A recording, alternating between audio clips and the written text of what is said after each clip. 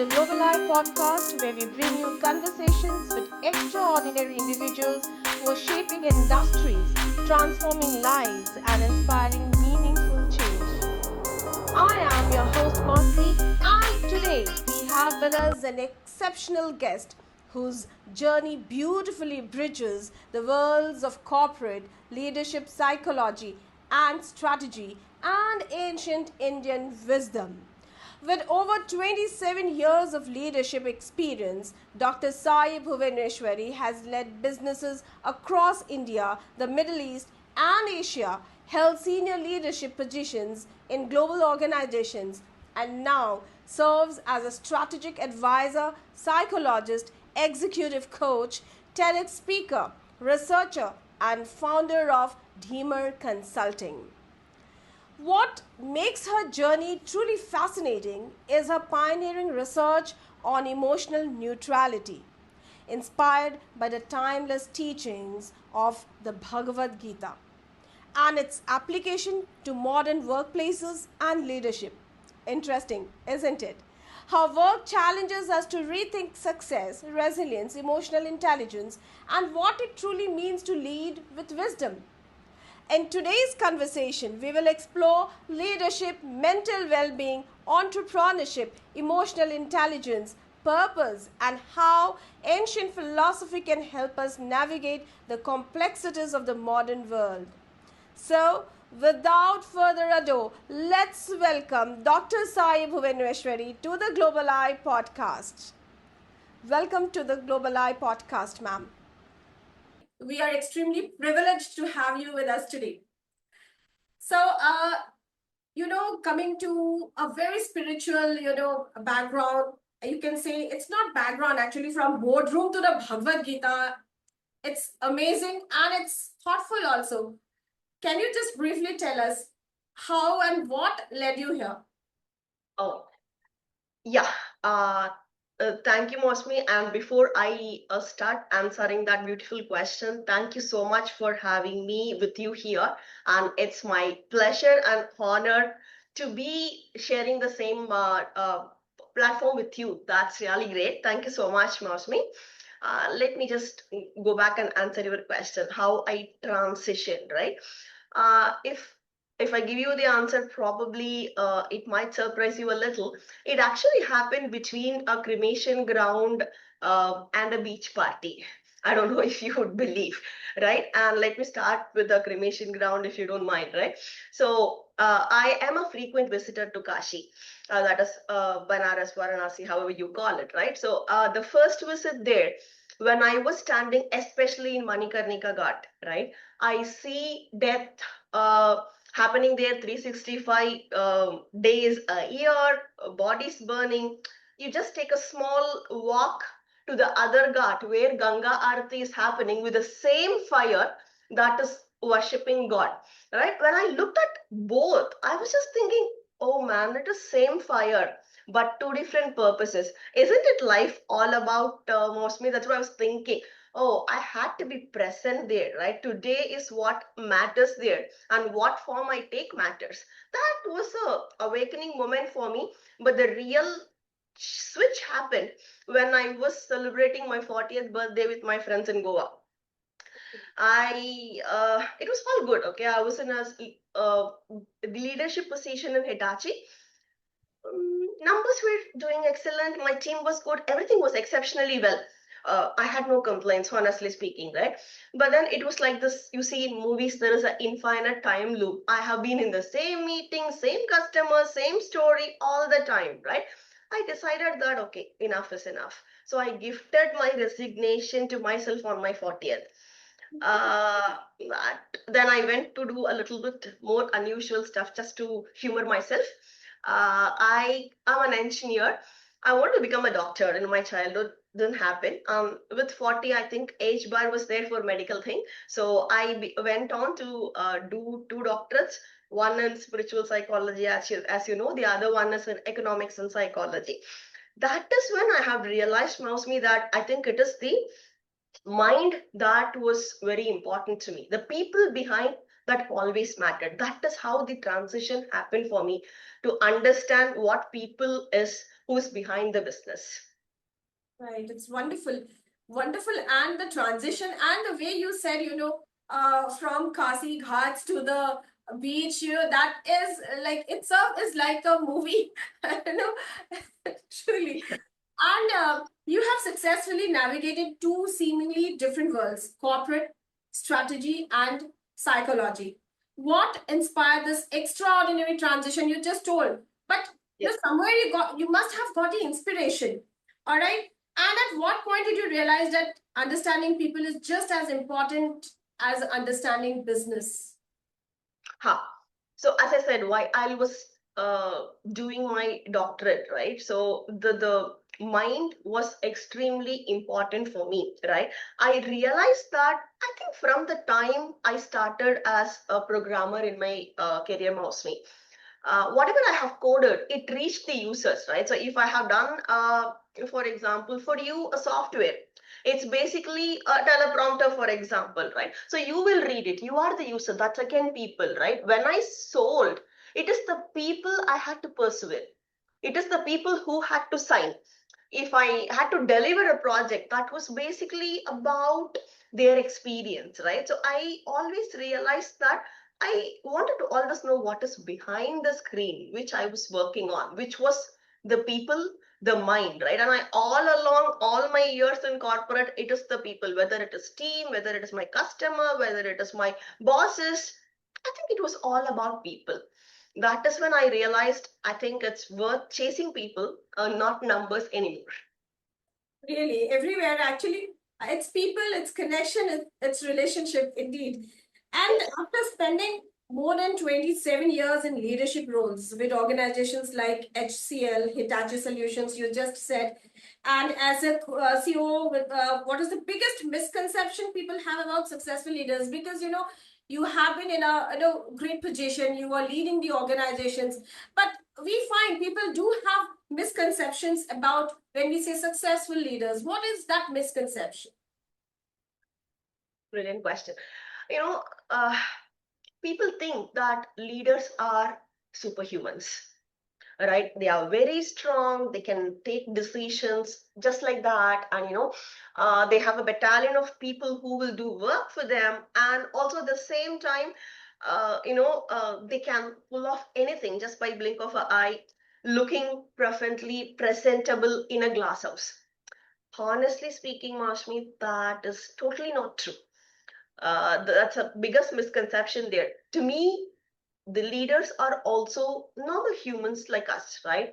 They fault, they become indecisive, they do make bad decisions, right? And they are also vulnerable at times.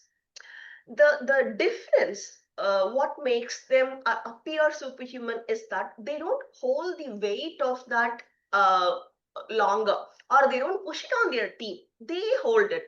Like when they are in the storm, it is inside, but outside they look very, very calm, right? We say MS Dhoni is Captain Cool. You think MS Dhoni won't feel anything, especially that I think his first captainship as a the last bowler he was deciding. I'm sure it was a pressure ball inside, but he appeared calm, right? He was holding the pressure. To me, I think it's very important as a leader to hold that grace in terms of uncertainty, in terms of issues, in terms of pressure. Stay there for the people, be there, lead through the storm. I think that's the strength.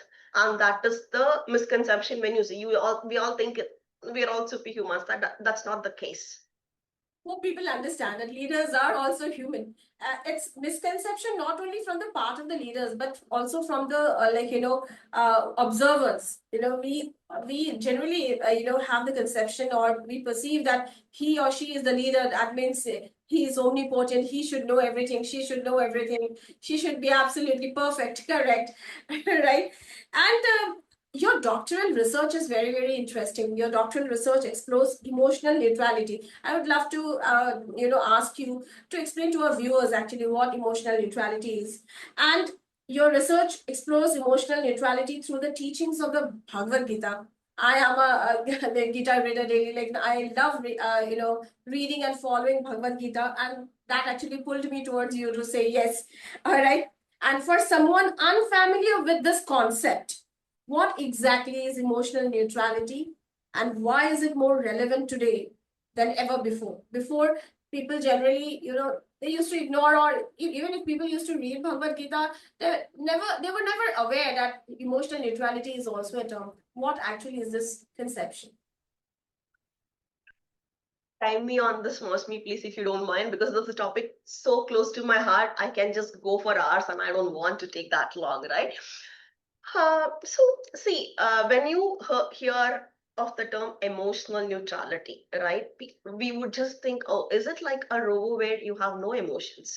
Are you completely neutral with your emotions? Are you like one yogi who has attained enlightenment, right? So that nothing affects you.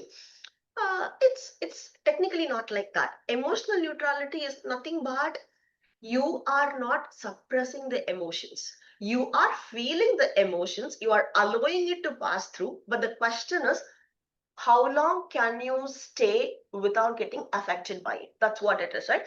Since we discussed on Gita, I think it's chapter 2 and verse 48. It beautifully puts this in a very small line. It says, Samatvam Yoga Uchyate, right? Samatvam actually means in English is equanimity, right? Where you see success and failure same, pain, pleasure same, right? Good, bad, all same, right? Krishna calls a human who has this quality as Sthira Prajna, right? Which is a man or a woman of study wisdom. So if you ask me, okay, are you supposed to become a yogi in the mountain to become that? Probably not. The difference between us and the yogi would be the time stamp, right? How long I stay to allow the emotion pass through me. For a yogi, probably nanoseconds. For us, maybe seconds, hours, days, months, for some years. And when you have been in that emotion for such long a time, you go into overthinking. So many things happen, right? So emotional neutrality, especially today, is a very, very important skill. We all know how the world is moving so fast, right? So in my 20s, I think uh, be it fashion or say the skill or anything, right? It became redundant or irrelevant probably in 4 or 6 years. Today, in 4 or 6 days, it can become irrelevant, right? Just the world is moving at the speed with which we can't even imagine. With that, emotional neutrality is very important, right? You need to stay put on your base very, very strongly. That is what emotional neutrality is all about. I would say today's world, it's not a spiritual concept or a luxury. I think it is a survival kit for everyone. Somewhere do you find, if you see today's world, do you find that emotional connection, or that emotional, the feeling of being emotions, or this entire concept of being emotional or emotion, somewhere we are missing this part? Totally, right? Uh, you know, uh, People are becoming emotionally numb these days. They're not bad humans. Let's just put it this way, right? When you say emotionally numb, you are becoming indifferent to things. That is very different from feeling for it, but making it not a difference in you, right? That's where, I mean, especially when you see how the current generation is, I'm just wondering, in the future, we need to have classes to say emote, right? Talk, laugh, smile, right? Naturally. I don't know. It's going to be an interesting time ahead, though. Yeah, I hope, I do not know, very few must be, following or reading Bhagavad Gita. I hope, personalities like you come forward, and, we can generally have talks on this, spread an awareness, so that we can at least, put things in the minds of the youngsters, so that, Oh, their minds develop and they can understand actually what emotions are. I would love to. And if we speak about today's workplaces, they are filled with stress. Stress, everyone. You ask, even I also keep on saying, what's stressful over that? It's actually stress, burnout, and emotional exhaustion. If you had to prescribe just 3 practices that every professional should adopt, what would they be? Hmm.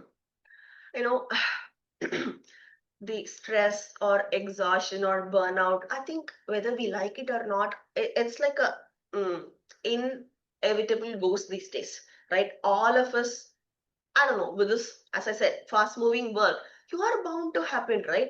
With the information overload around us, Mousumi. Oh my God.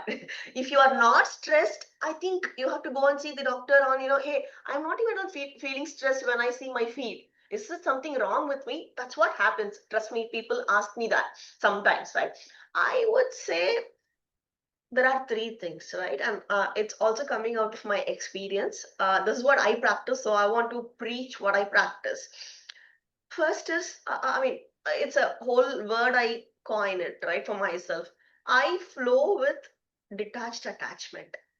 Okay. The first is flow. When I say flow, we let life happen and you flow with it. So when I coach corporate people, right, or founders, one question that's constant for me is I ask them, do you manage life based on work or work based on life? People first laugh.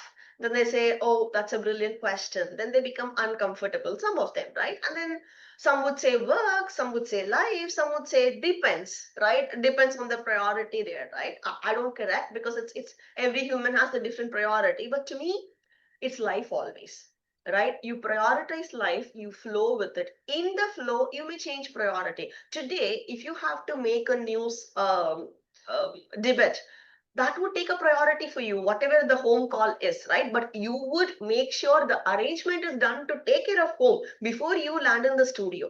So the priority actually happens when you prioritize life first, right? That's very important. Second, when I said detachment, um, Krishna says it beautifully, right? In Gita, called Nishkama Karma. Work towards your goals. Don't expect results, right? Work with detachment to work, or rather to outcome, not to the work, right? That's what he says. That's what this word is. But uh, if you ask me, oh, okay, you have taken up a big project, right? It fails. I'm not going to really sulk around it. You will, right? You will feel depressed. You will feel angry. You will shout at your boss or somebody else who screwed up the whole thing. It happens, right? But the point is how soon you get detached and then ask what was in my control, right? What wasn't in my control on that failure. In fact, I love doing failure appreciation sessions with myself and with the team, right? Because that teaches you much more. So is success, right? That is the second. And the third one, as I said, is attachment. I would say attach, please be attached, attach yourself to yourself.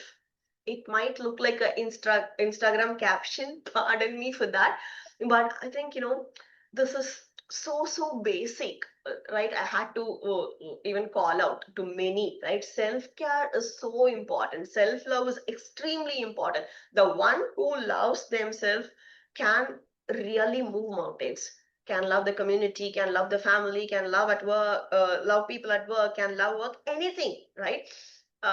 You really cannot pour from an empty cup, isn't it, Mosmi? I see leaders sometimes when I coach, they all act as if it's a full cup, but it is, they are struggling with the pressure and all the things. It's easy to say, care for yourself, right? Where is the time? That's what they say. That's why you see burnout happens. People leave big positions at late 40s or 50s. No, I mean, I don't even want to go to the death level. I mean, that too happens. We all know, right? It's the stress or the lack of caring self or loving self would lead there. So that is my third thing. So these three: flow with detached attachment. Dr. Sai, I really found this interesting. Not being in stress is stressful. Exactly. Sometimes I feel that, Mosmi, when I see some feeds that is happening, fellows like, I'm not fellow leaders or whatever. Like I mean, why go out, right? My husband and I started the career together. So he is in a very big position now, right? My mother kept asking me, why did you leave that job? Why you were doing something like, different stuff. What would you even explain, right? Sometimes when I look at my husband, I'm just thinking in the past, right? did I do the right thing? Today, I'm not feeling anything. I just wonder, oh my God, I'm not getting stressed. Am I old? Or it's like, I'm done with life. That's what happens. True, true. And you have advised CEOs, founders, and leadership teams across industries. Is there one leadership mistake that you see repeated over and over again, regardless of experience or regardless of any position? Hmm. Okay. I would say, let me add a disclaimer, including me, it is decision fog or decision fatigue, you call it, right? Let me just explain that with with our mothers, right? So from the time they got married till today, right? Think of number of decisions they have to make: what to cook, what to dress, probably what curtains to change, which maid, what to do, give for school. I mean, it just, the list is endless. If I'm into motherhood, say for example, 20, 30 years, think of the fog that will create in their brain. Now multiply that with thousands for leaders, right? Board decisions, fund decisions, millions of dollars, deals, etc., etc., right? So if it you it, the decision fog leads to a lot of uncertainty, indecisiveness sometimes, and the worst of all, I would say, is impulsive decisions. And that will be dressed up so nicely as strategy also, right? So this, I would say, is the biggest leadership mistake, I would say. True. And many professionals believe emotions make leaders weak. That I told you, everyone expect that leaders should be perfect, and emotions make leaders weak, while others believe vulnerability is strength. So, where do you stand on this debate? I think you know the answer already. I take a middle path with my emotional neutrality, obviously, right? Uh, Let me just, okay, easier is this way. Have you watched animal movie, Mousumi? I watched, but not completely. I couldn't actually. I know, yeah. I mean, not the movies you think, but Animal was successful, do you think, because it depicted an alpha male? It was successful to me, in my view, right? Because it showed the vulnerability of an alpha male, right? Where he had to get his validation from father, whatsoever, right? I think that is where uh, the whole vulnerability becomes the strength, if you ask me, right? So you don't expect a CEO to be picture perfect. You started with that also, right? We don't need perfect, we expect a perfect human, but nobody is, right? Like if you take Sundar Pichai, Google CEO, for example, right? We celebrate his product launches, uh, at the same time, as much as that, we also celebrate his humble beginnings back in Chennai here, his school visits, etc. Right? So that actually gives us a feeling that how greatness can come at any level, right? Even if you are vulnerable, also it is okay. To me, vulnerability is courage, and it is to be seen yet to fully perform, right? That's very important. So that's my take. Right. And as both a psychologist and a strategist, do you believe business decisions are driven more by logic or by human emotions? So I want to say logic, but I have to be honest, right? As a behavioral economist, I would say, right, emotions always. You know, human beings are amazingly irrational, right? And every decision we take will have a good amount of irrational part of it, but we are so good at bringing the rational explanation of our irrational decisions. That is what makes us human, I would say. That's how we are wired also. If you see from a neurological standpoint also, that is how we are wired. Our brain, we call it your prefrontal cortex, whatsoever, right? So that part plays with your all emotions, logic, rationality, and so on, right?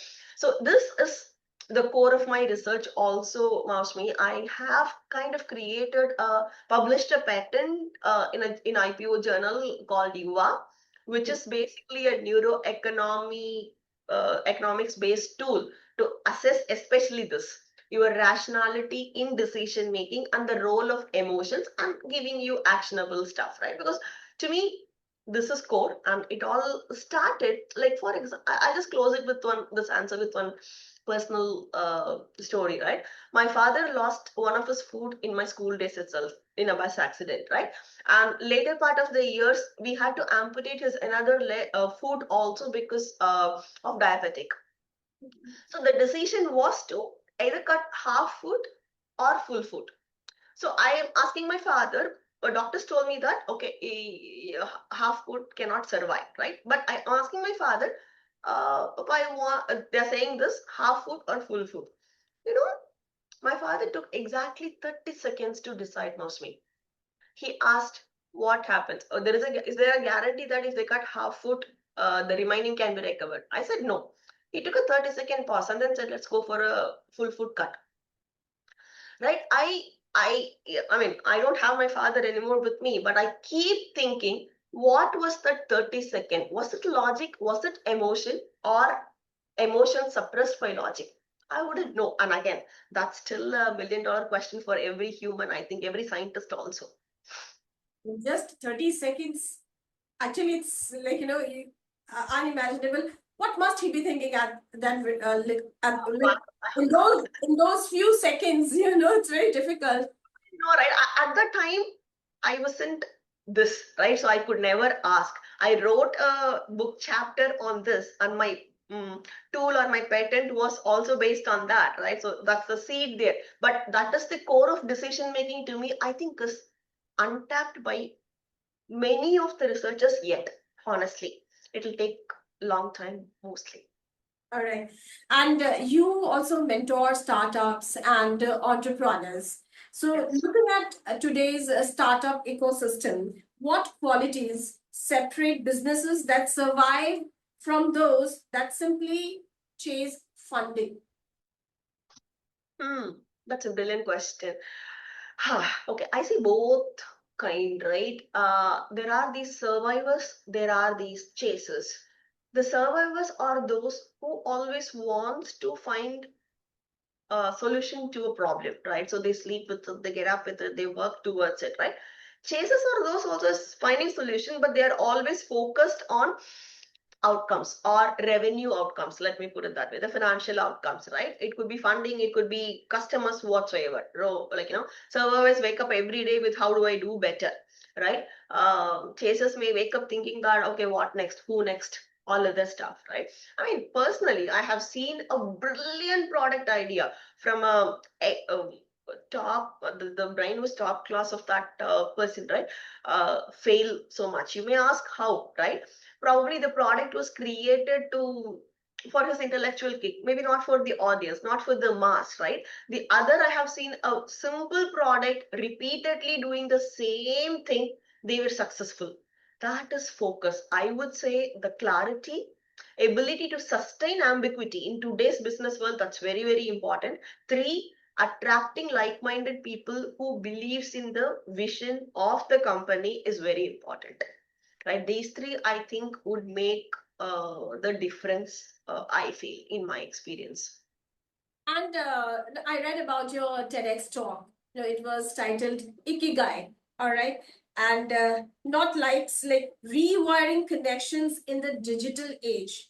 So, in an era obsessed with validation and social media, how can individuals rediscover genuine person? Because everybody is looking for a validation to it, and social media, as if social media is has become life to everyone. So how do you discover, how can individuals actually rediscover their genuine purpose? Today's problem, I think all of us know, is I mean, I'll just speak in the, I think it's Gen Z term, I don't know, called FOMO, right? So fear of missing out for the people who are not really aware of what it is, right? All of us, including you, me, kids, everybody, right? We have that fear of missing out, right? The promotions we have not got, the places we have not visited, the picture perfect vacation you see in your feed, which you have not been there, the bucket list that's been dusted, right? That is so much, right? That's where the struggle is. The antidote for that to me is something called JOMO. That is joy of missing out. do things that gives you genuine happiness, not really likes. That's what I also talked about in my TED talk, right? So that is, I think, is extremely important, right? Somebody said, or maybe probably read somewhere, integrity is about doing things right when nobody is watching, right? Jomo is about doing things as if nobody is watching and doing things for not anyone to watch you, right? That I think is very important. Miss few social occasions, which is okay. Don't post for a week, that is okay, right? Don't try to say, hey, I am living a great life, and but sulk inside, not needed, right? Sometimes it's okay to step back, do nothing also, and Right. watch nothing also. That I think is the best solution, I would say, at least sometime. And you extensively work with, or you can say work with or work for teenagers, professionals, and corporate leaders. Of course, you are a mentor to entrepreneurs and startups. You would definitely work with corporate leaders. So, have you noticed a common emotional challenge that connects all generations today?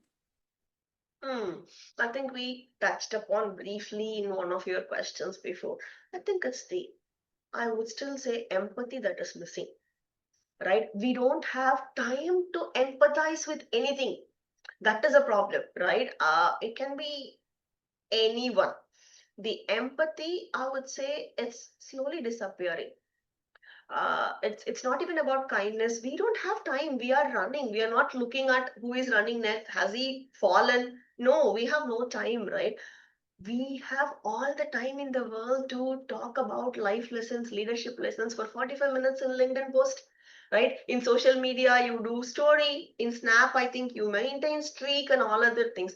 How many of us really find that 5 minutes time to speak to our parents or play with our kids or call our friend whom we have not spoken for quite long? No, I think empathy and connect to real people is missing now. It's all virtual world, it is all dressed up world, everything looks all run by narratives today. I think that's what I feel is missing. I would still, uh, I would still think in my younger days it was all good to wait for Chitragar for Wednesday, see Mowgli on particular day, and we had in Tamil there is something called movie songs that run on one day, right? That was a good period, playing with kids, cycling and all other things. Now think, no, everybody is like this Right. all. Very true. Very true. And, I just have again a question like, you are into Bhagavad Gita and all. And when I read about you, when I know more about you, you have beautifully blended ancient Indian wisdom with modern psychology. So, Right. do you believe our education system and workplaces are ready to embrace this integration, or do we still have a long way to go? You want me to honestly answer? I would answer. I think we have a long way to go. Very long way to go, right? Uh, Partly because, again, you are a big follower of Gita, right? It's not only Gita, the Vedic wisdom from any religion is like an ocean, right? We have probably taken a couple of drops there. It will take quite a long time to understand. Trust me, it's been more than 6 years I'm sitting with Bhagavad Gita. If you ask me, do I know all the verses? Do I understand Gita fully? Probably 10%. And that 10% changes every time I read it, Right. right? That's how the whole thing is, right?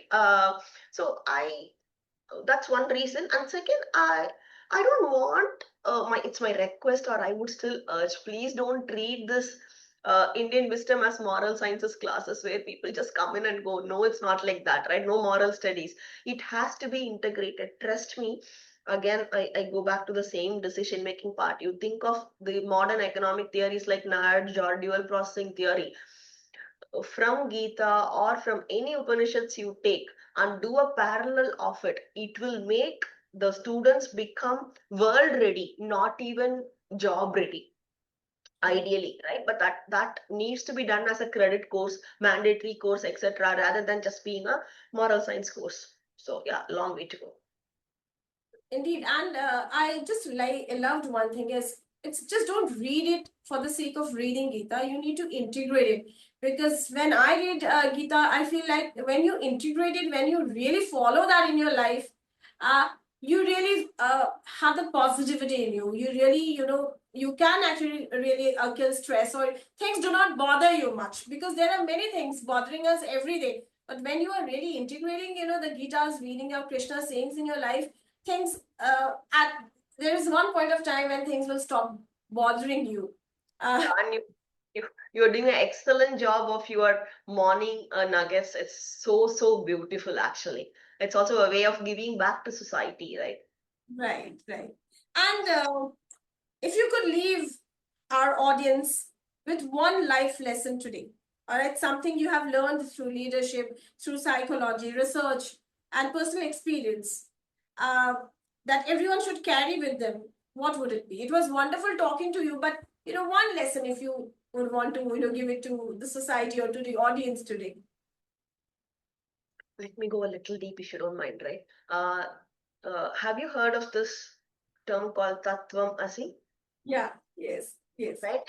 So I would leave audience with that, right? So that is The viewers know what the term is. yeah, it literally changes into you are that, right? The English meaning. Spiritually, you look at it, it says that your soul or you is having a oneness with the universe. But if I have to put it in a layman term, it's basically nothing but you become what you want to be, right? If you want to become a good leader, that's actually within you.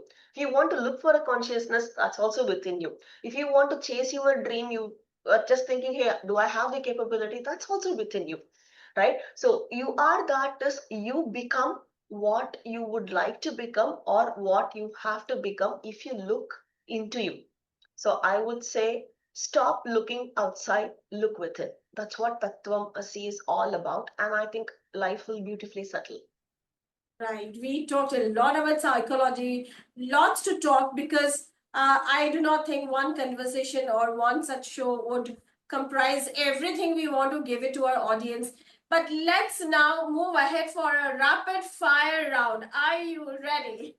Yes, please. So, strategy or psychology?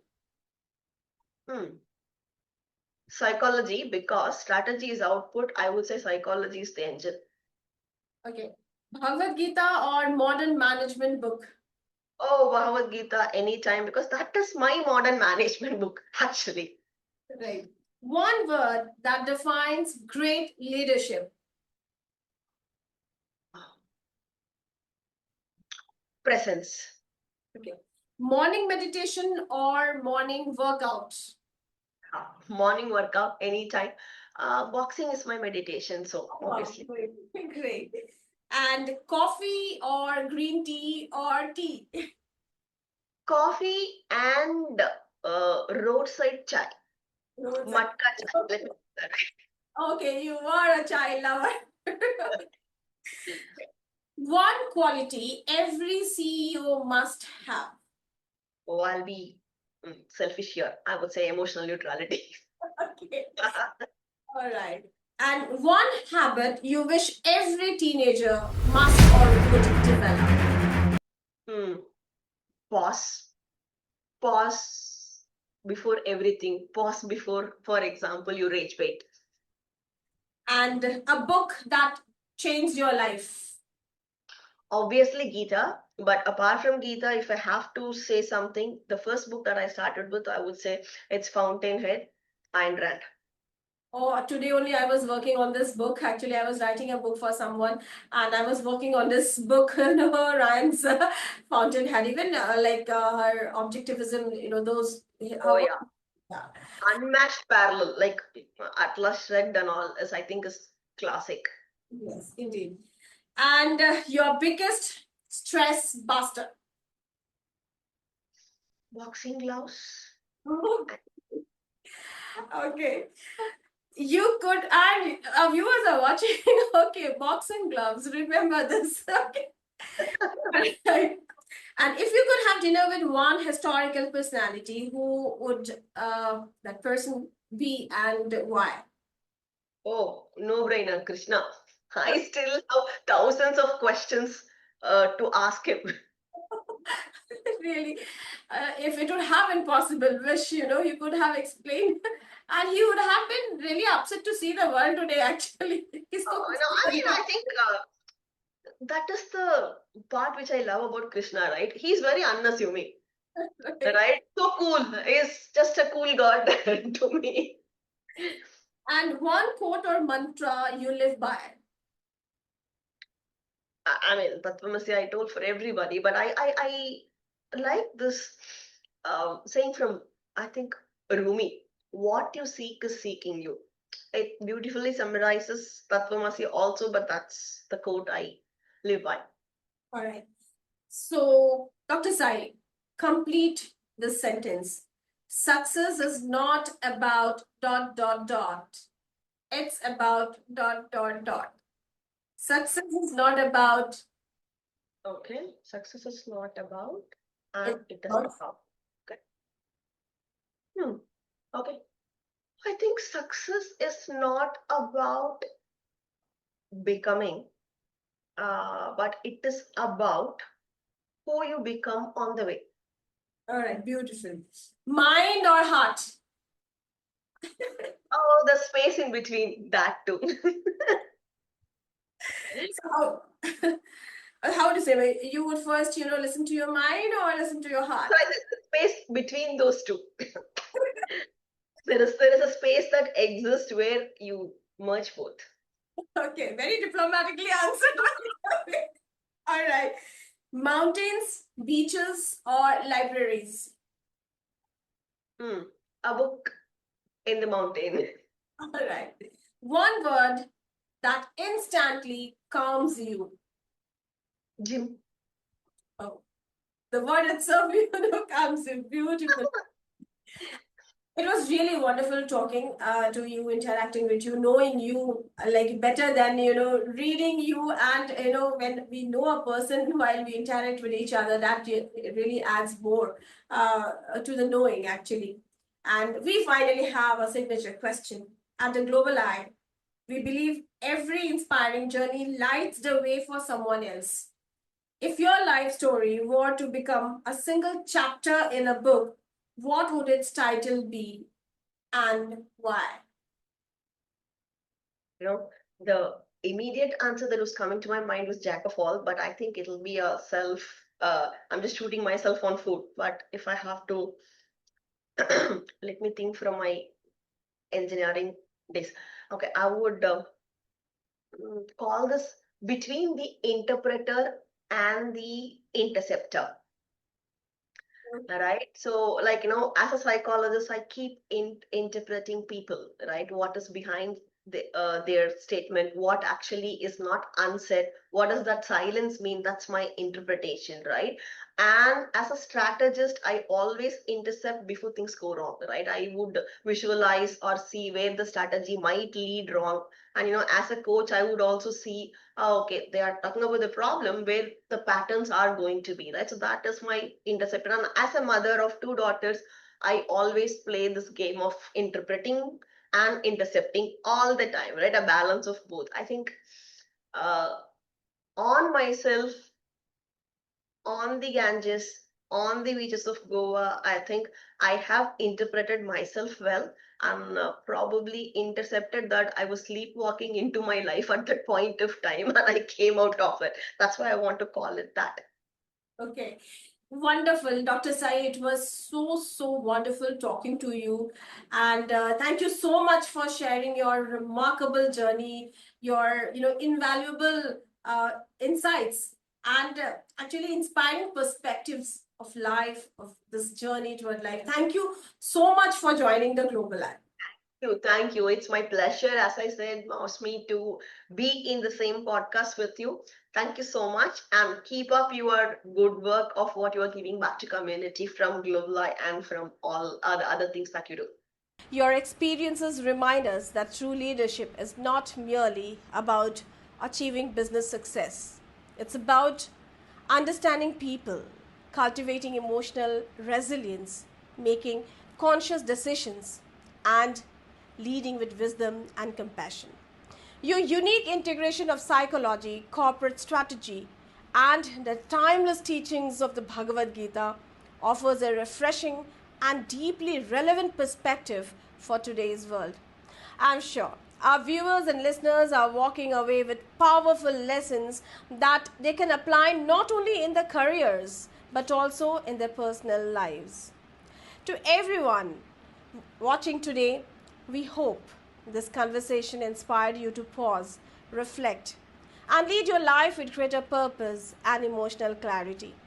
If you enjoyed this episode, do not forget to like, share, and subscribe to the Global Eye podcast so that you never miss another inspiring conversation with changemakers, visionaries, and thought leaders from around the world.